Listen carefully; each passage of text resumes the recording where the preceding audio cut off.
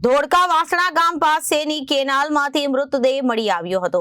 ધોળકાના કેલિયા વાસણા પાસે આવેલા નર્મદા કેનાલમાંથી મૃતદેહ મળી આવ્યો હતો। કેલિયા વાસણા ગામ પાસે આવેલી નર્મદા કેનાલમાં મૃતદેહ તરતો દેખાતા ગામ લોકોએ ભારે જહેમત ઉઠાવી મૃતદેહને બહાર કાઢ્યો હતો। મૃતદેહ બહાર કાઢી ધોળકા રૂરલ પોલીસને જાણ કરવામાં આવી, જો કે પોલીસે કાયદેસરની કાર્યવાહી હાથ ધરી છે।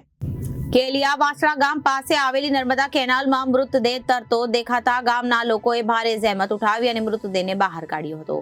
મૃતદેહ બહાર કાઢી ધોળકા રૂરલ પોલીસને જાણ કરવામાં આવી। ધોળકા રૂરલ પોલીસ ઘટના સ્થળે પહોંચી અને મૃતદેહને મૂળ રાજસ્થાનના અને હાલ અમદાવાદ ખાતે રહેતા રાજેશભાઈ ભવરલાલ કુમાવતનો હોવાનું બહાર આવ્યું છે। ગઈકાલે 19 તારીખના રોજ સાતેજ ગામે પાસેની નર્મદા કેનાલમાં નાહવા જતા પગ લપસ્યો હતો। પાણીમાં ડૂબી જવાથી તેમનું મોત નિપજ્યું હતું, જેમનો મૃતદેહ આજે ધોળકાના કેલિયા વાસણા પાસેની નર્મદાની કેનાલમાંથી મળી આવી હતી। ધોળકા પોલીસે મૃતદેહને પીએમ અર્થે મોકલી આપી અને આગળની કાર્યવાહી હાથ ધરી છે।